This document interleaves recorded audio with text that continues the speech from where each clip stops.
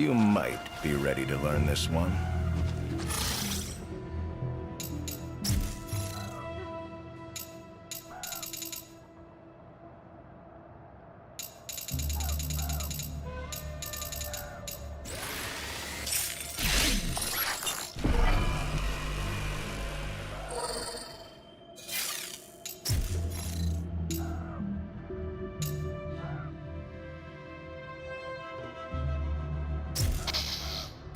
Yeah, I'll teach you that one.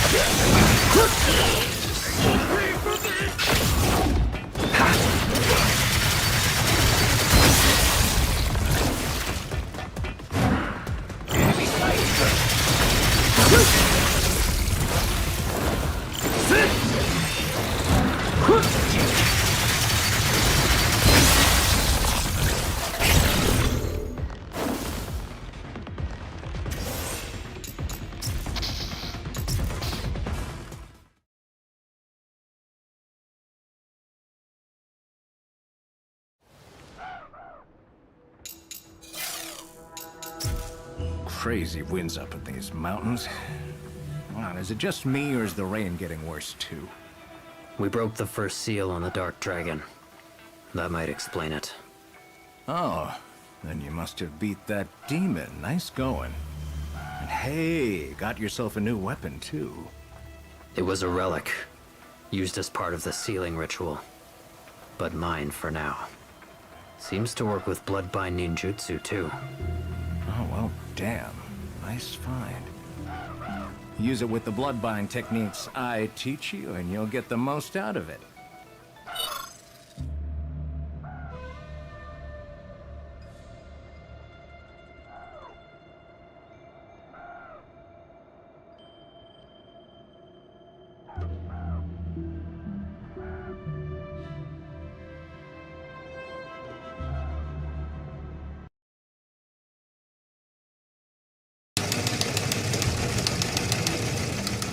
This is The Wire for 2300 Zulu, October 27th, 2025. Press agent says routine. Information cutoff is 2200. Bottom line up front. Fugitive search ends in United Kingdom as mistakenly released deportation candidate recaptured. U.S. Navy loses 2 aircraft in South China Sea. Venezuela continues wartime preparations. Beginning with international events, in South America, Venezuelan forces continue to make plans for an American invasion by hardening infrastructure and deploying defenses as best they can. Over the weekend, many Venezuelan citizens have posted their military's movements on social media, at least one of which included the location of a Venezuelan SA-17 Grizzly surface-to-air missile battalion. Analysts comment, TikTok and social media in general are the death of OPSEC in any nation, and Venezuela is no exception. Even the Venezuelan military has no real concept of digital security, and even pointing out these OPSEC violations to them directly doesn't seem to matter much. Otherwise, American presence patrols continue as before. Some Venezuelans were able to observe what they described as American vessels on the horizon, confirming the U.S. Navy and U.S. Marine Corps continue to conduct operations, quite literally just outside Venezuela's territorial waters. In the Far East, over the weekend, 2 U.S. Navy aircraft were lost at sea due to 2 separate aviation mishaps. One MH-60 Seahawk from the USS Nimitz was lost at sea while conducting routine operations in the South China Sea. All 3 crew members survived the crash and were recovered from the water. About an hour later, one F-18 Super Hornet, also assigned to the Nimitz, also went down, with both crew members ejecting and being recovered from the water safely. Analysts comment, despite the seeming rarity of 2 downed aircraft occurring in nearly the same time, these things do indeed happen occasionally. 2 aircraft going down due to mishaps within an hour of each other is not exactly a frequent occurrence, but it does happen, especially since the U.S. Navy continues an extremely intense tempo of operations. An investigation will be conducted to be certain, but at the moment, these disasters point to the nature of these types of operations. It's a risky business. As such, it is a sheer miracle that all of those involved survived these incidents, and several investigations are likely to be carried out to determine the causation of these mishaps. Until more information is known, there's no telling what led to the loss of either aircraft. In the United Kingdom, Hadith Kabatu was recaptured after a day-long manhunt yesterday. He was able to evade capture for 2 days, despite not even trying to evade detection. Authorities claim that they are still investigating what allegedly went wrong in order for him to be released by mistake in the first place, but so far no details on this have been released to the public. Analyst comments for this wire. So far, the development of the Kabatu case has been host to many concerning details which have inflamed tensions higher than they already are. For instance, he initially tried to return to the detention facility after his release and remained in the vicinity of the facility for several hours. Eventually, detention facility staff escorted him to the train station and helped him escape. He was given a prepaid card with money and generally spent the day walking around London on a light shopping spree in one of the most heavily surveilled cities on Earth. Every few hours, the Met released a new video of him milling around, but somehow managed to evade capture for the entire day, completely unaware that a nationwide manhunt was in the roll for him. In the end, it wasn't even the police that apprehended him. A local citizen spotted him in a public park, which resulted in his recapture. This concludes The Wire for 2300 Zulu, October 27th, 2025.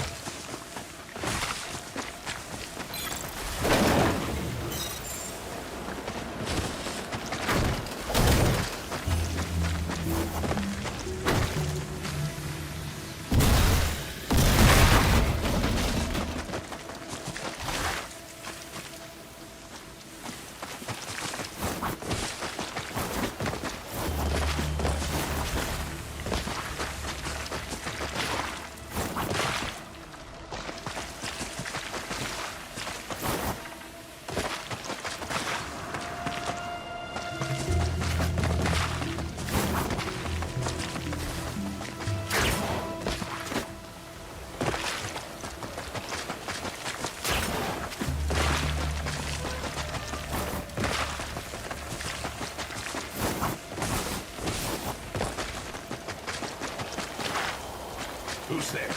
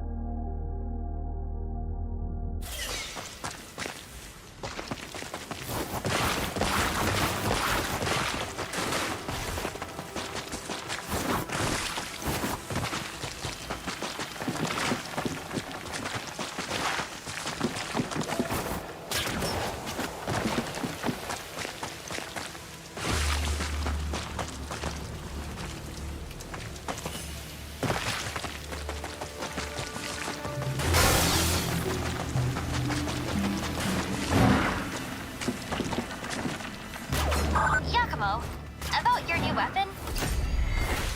It works with bloodbind ninjutsu. You noticed too. I knew the weapon would be powerful, but this certainly warrants further study. What's bloodbind ninjutsu?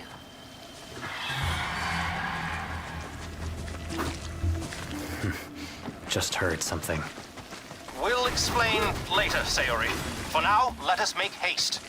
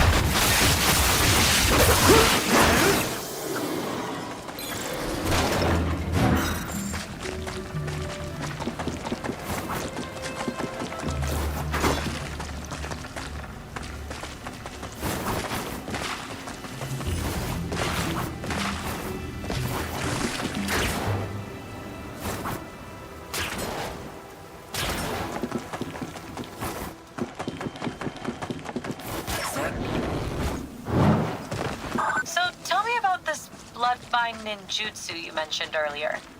Yakumo has the ability to infuse blood with enchanted weapons and transform them. This is the art of bloodbind ninjutsu. And you're saying that ninjutsu seems compatible with his new weapon too? Precisely. It seems it may be more than your run-of-the-mill weaponry. Well, I specifically chose the weapon to seal away an all-powerful dragon god, so yeah, a little special.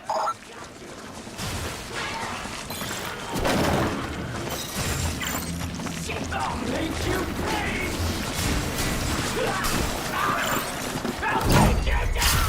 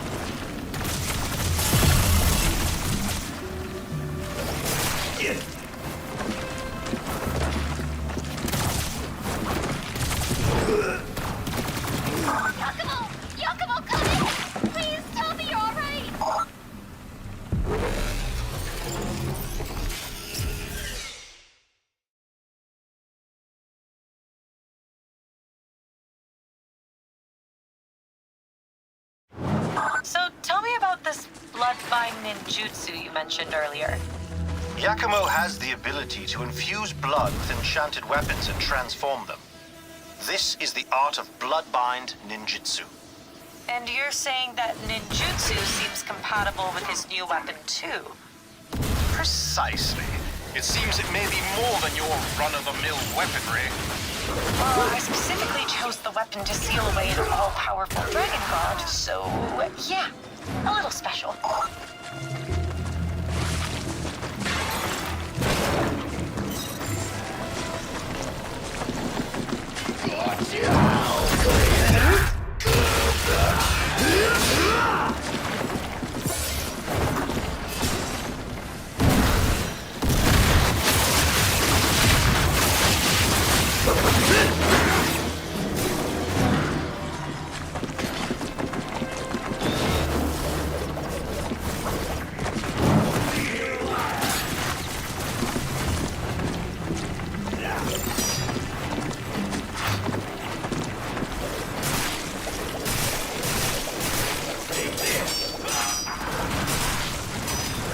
Just getting started.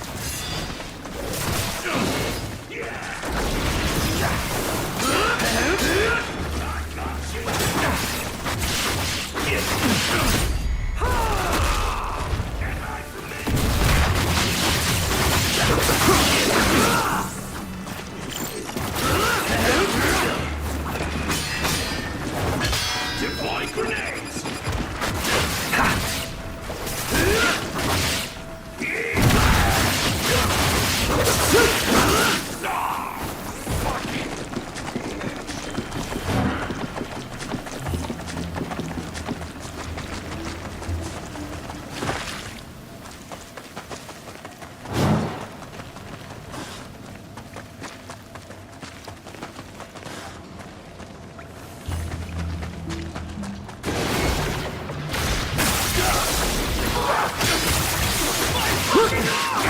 You're dead.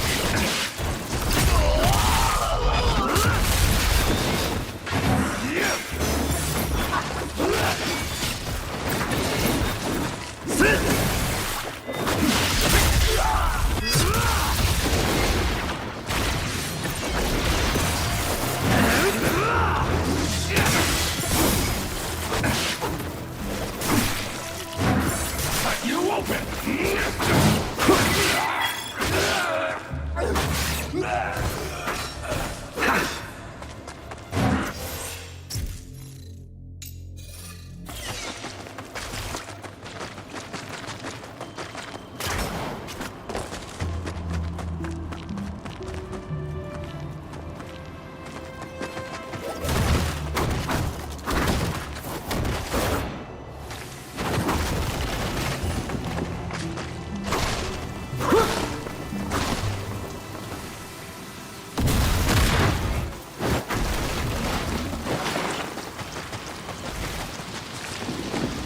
Those clouds in the distance.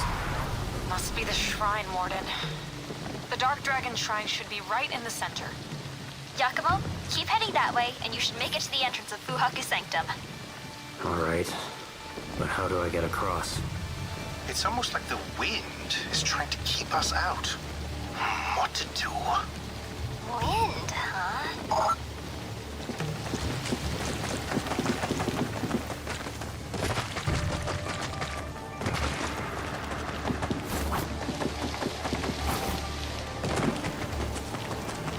Yakumo, come over here.